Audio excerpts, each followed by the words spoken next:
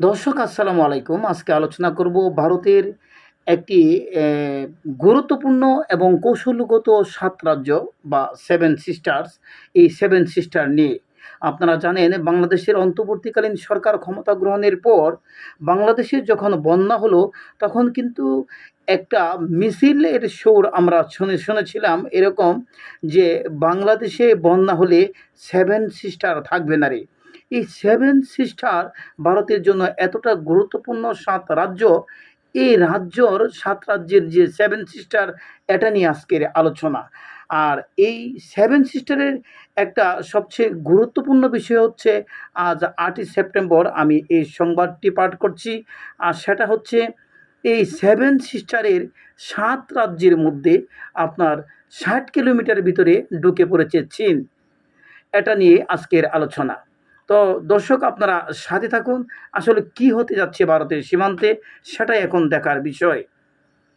ভারতের উত্তর পূর্বাঞ্চলীয় কৌশলগত গুরুত্বপূর্ণ ৭ রাজ্য বা 7 সিস্টার্সের অন্তর্ভুক্ত অরুণাচল প্রদেশে ভারতের ভূখণ্ডের প্রায় ৬০ কিলোমিটার ভিতরে ঢুকে পড়েছে চীনের সামরিক বাহিনী।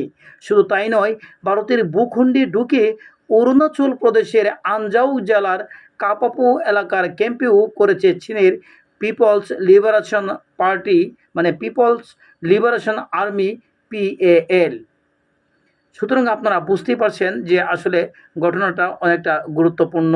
যেহেতু চীনের সামরিক যে বাহিনী, অর্থাৎ পিপলস লিবারেশন আর্মি, পিএএল, এটা ভারতের সীমান্তে, অর্থাৎ এই যে 7 সিস্টার্সের অরুণাচল প্রদেশের প্রায় ৬০ কিলোমিটার ভিতরে ঢুকে পড়েছে।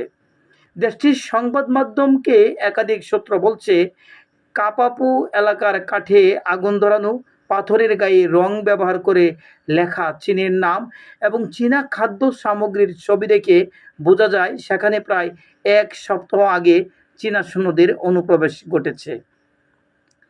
ছবিতে দেখা যায় পাথরের গায়ে ইংরেজিতে ২০২৪ সাল লেখা রয়েছে। ভারতীয় ভূখণ্ডে নিজেদের মালিকানা দাবি করার জন্য অনুপ্রবেশের সময় চীনা সেনাবাহিনী এইসব কৌশল ব্যবহার করে বলে জানা গেছে। নিউজ ফাই বলছে, দুই দেশকে বিভক্তকারী ম্যাকমোহন লাইনের হাদিগ্রা পাসের কাছের কাপাপুতে ইন্দ্র তিব্বত বর্ডার পুলিশের আইটিবিপি একটি ক্যাম্পের অবস্থান রয়েছে। আর আনজাও জেলার নিকটতম প্রশাসনিক এলাকা চাগলাগাম ম্যাকমোহন লাইন থেকে প্রায় ৯০ কিলোমিটার দূরে এটি অবস্থিত। এছাড়া চাগলাগাম থেকে প্রায় ৮০ কিলোমিটার দূরে পার্বত্য এলাকার গ্লাইতাক্রো পাসের অবস্থান।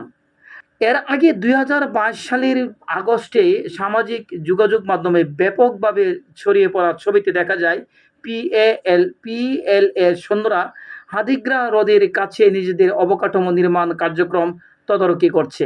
সেখানে ৩টি খননকারী মেশিন দিয়ে খনন কাজ পরিচালনা করতে দেখা যায় চীনের সামরিক বাহিনীকে।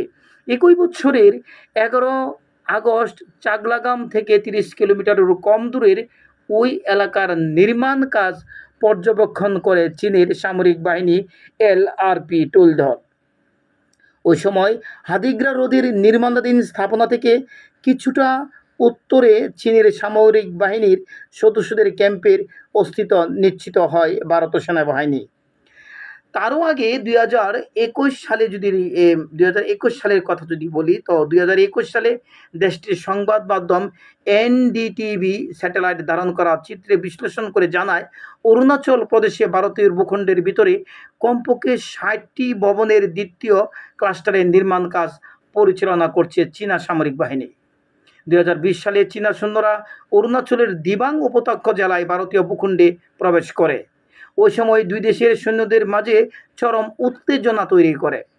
তার আগের বছর, অর্থাৎ ২০১৯ সালে অরুণাচলের ভারতীয় ভূখণ্ডের প্রায় ৪০ কিলোমিটার ভিতরে ডুইমুরু নালার উপর একটি কাঠের সেতু তৈরি করে চীন সামরিক বাহিনী। ভারতের বহুল আলোচিত অরুণাচল প্রদেশের সীমান্ত লাগোয়া বিশাল অংশের মালিকানা দাবি করে প্রতিবেশী চীন। চীনের সাথে ভারতের মোট ৩,৪৮৮ কিলোমিটার সীমান্ত রয়েছে। এর মধ্যে কেবল বিরোধপূর্ণ অরুণাচলের সাথে চীনের সীমান্ত রয়েছে 1126 কিলোমিটার। আমি যে কথাগুলো বলছি এর সূত্র হচ্ছে অরুণাচল 24 ও নিউজ 5। তো দর্শক, আপনারা বুঝতে পারছেন যে কিছুদিন আগেও আমরা যে সেভেন সিস্টার্সের ব্যাপারে কিছু শুনেছিলাম, যে সেভেন সিস্টারের কিছু একটা হতে পারে, এরকম কিছু একটা শুনেছিলাম। এই এই এখান থেকে বোঝা যাচ্ছে এই যে চীনের যে সামরিক বাহিনী এই সিস্টারের একটি অরুণাচলে প্রবেশ করার আসলে এর নৈপথ্যিক কারণ আপনারা জানেন। এখানে কিন্তু কিছু বিদ্রোহী বাহিনীও রয়েছে, যেখানে আপনার যুদ্ধ হচ্ছে এবং ভয়ঙ্কর ভয়ঙ্কর কিছু অস্ত্রও উদ্ধার করছে ভারতীয় বাহিনী। চীনের সাথে ভারতের মোট ৩,৪৮৮ কিলোমিটার সীমান্ত রয়েছে।